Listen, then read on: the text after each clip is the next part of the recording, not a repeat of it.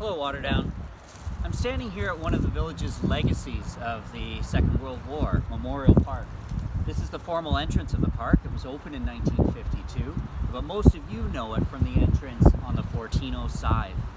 It was built on an old sand quarry, and so that's why you can see how it's kind of dug out, and then there's these almost natural places for people to sit along the edge. Well, that's from the quarrying itself. I'm excited that we're going to be looking at the Second World War together, and there's one thing that I wanted to say before we got into the unit, and that focuses around Adolf Hitler. Sometimes we get too caught up in the biography of Adolf Hitler, and who he was and what made him tick and his ultimate demise, and we think that the Second World War was all about him. And it's important to know that it wasn't. Adolf Hitler was enabled by hundreds of thousands, and if not millions of people around him. They're the ones that we should be focusing on. How does somebody with those ideas captivate a population? Adolf Hitler didn't create racism, fascism, anti-Semitism, but he did capitalize off of those ideas. He also capitalized off of an old political trick of dehumanization.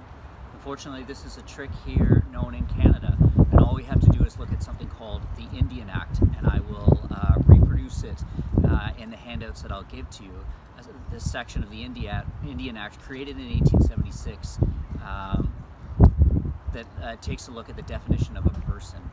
Dehumanization is very dangerous. When you dehumanize some person, you make them unhuman. And if they're seen as unhuman by the population, then suddenly certain things become very, very permissible. And so as we look at the Second World War and we look at what created the conditions for something like that to happen, the most violent human conflict in history, we have to understand that these are things that can creep up on us even today, and in some cases are creeping up on us today. So let's take a look at that.